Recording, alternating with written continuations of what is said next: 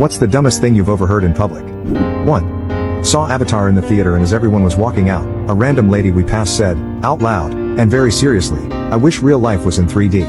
Never have I laughed so hard inside." 2.